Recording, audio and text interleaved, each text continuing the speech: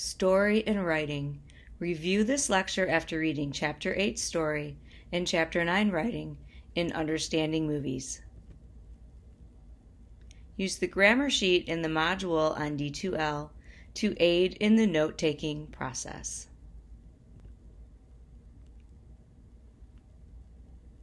We have here an example page from a screenplay. And screenplay format, if you're not familiar with it, may be different than what you're used to. It's pretty basic. At the top of the page, you'll have a brief explanation of where the action is taking place and a little descriptor.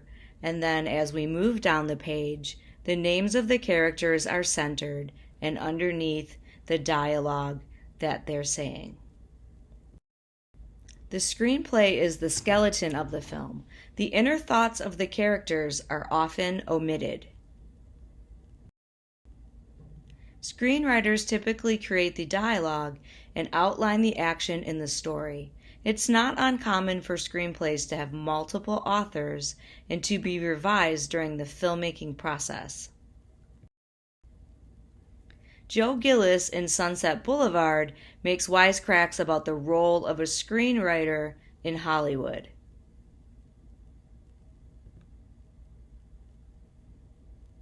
Let's explore the difference between a film's story and a film's plot. It's said there are only 7 or 8 story archetypes. This goes all the way back to Aristotle in the 4th century BCE. Therefore, the story is the general subject matter, and it can usually be explained in just a few words. The plot, however, is how the story is told, the structuring of the scenes. The plot in film is where the magic happens. The director's vision allows the same story to have wildly different plots. A very common story archetype is boy meets girl. This is very common in film, theater, and literature, and it's the story of our film this week, 500 Days of Summer. Another boy meets girl story is Romeo and Juliet, a familiar play by William Shakespeare. Romeo and Juliet has been adapted into numerous films. Let's examine 2 different versions of the same story, but very different plots. The first example of Romeo and Juliet comes from director Franco Zeffirelli, released in 1968. The director takes a classical approach to the adaptation. This version attempts to recreate the period and the setting of Shakespeare's source material.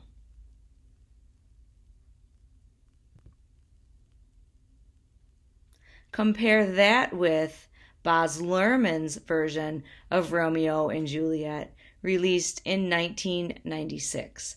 The director takes a formalistic approach to the adaptation.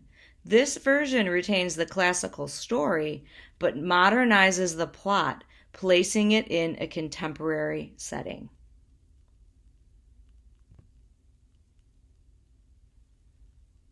Let's take a look at a classical way to organize the events in a film's story, called the ThreeStory Act Structure.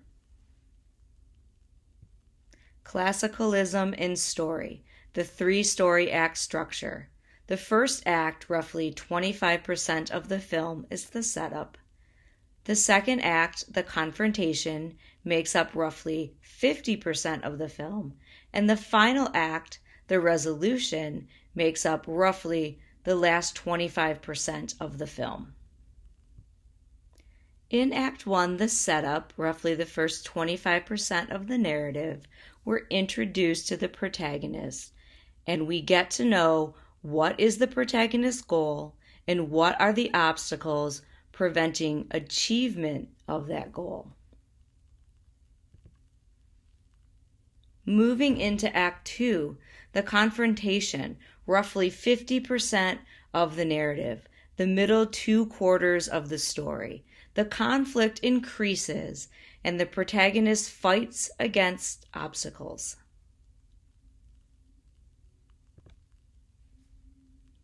Act 3. The resolution, the last 25% of the narrative, the final quarter of the film, the result of the conflict in Act 2. In classical stories, we may expect a happy ending.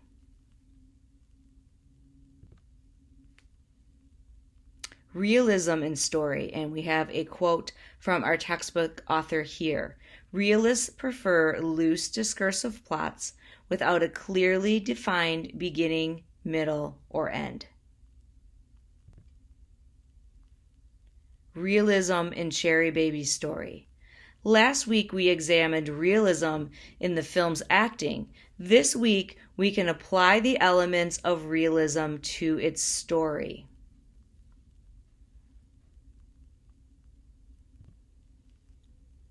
Formalism in story. Another quote from Giannetti here. Formalistic narratives luxuriate in their artificiality. The design of the plot is not concealed, but heightened. This week's assigned film, 500 Days of Summer, typifies a formalistic story. Figurative techniques are common in literature and film.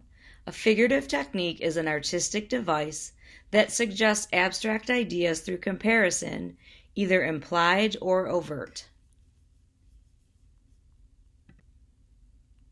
Symbolic meaning is communicated through these figurative techniques.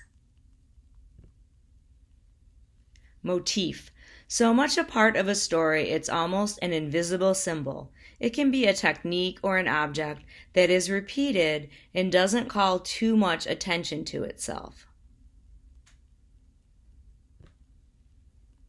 In The Graduate, water is a motif in Act 1. Ben is shown repeatedly in relation to water. The motif communicates symbolic meaning about Ben's state of mind.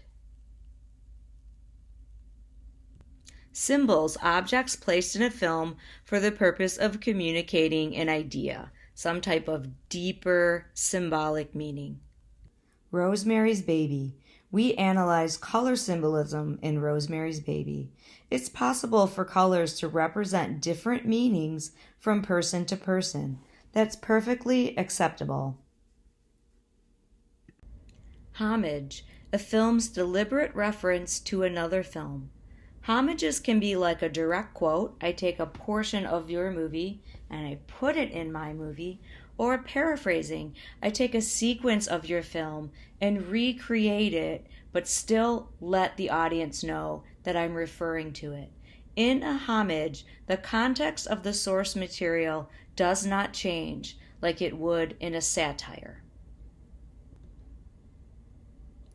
Goodfellas pays homage to Edwin S. Porter's The Great Train Robbery by referencing the last shot in the film.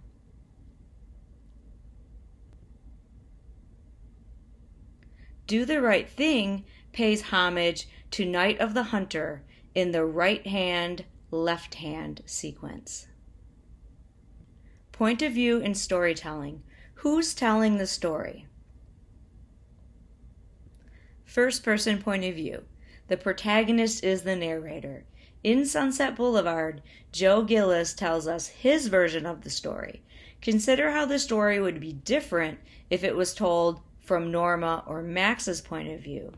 Also, consider if Joe Gillis is a reliable narrator. Do we trust him to tell us the truth?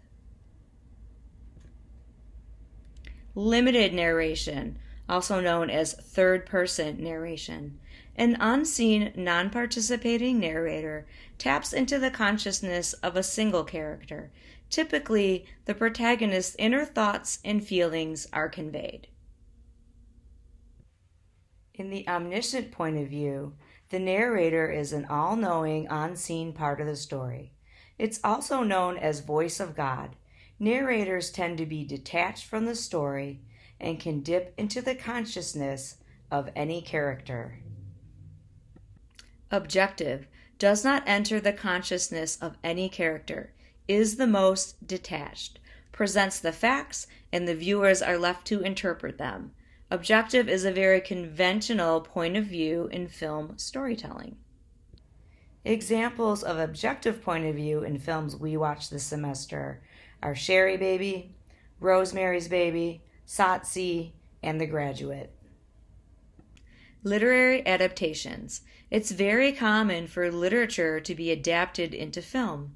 Consider the number of Hollywood films that are adapted in a single year. It may seem simple, but the process is extremely complex. It's difficult to please readers who typically have strong connections to the story and characters in the source material.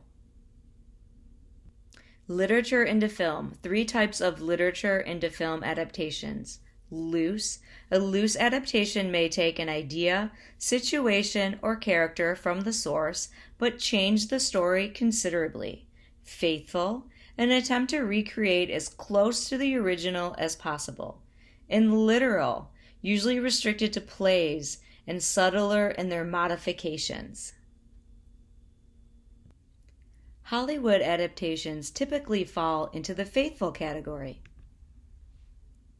Many popular award-winning films begin as novels, short stories, and even graphic novels.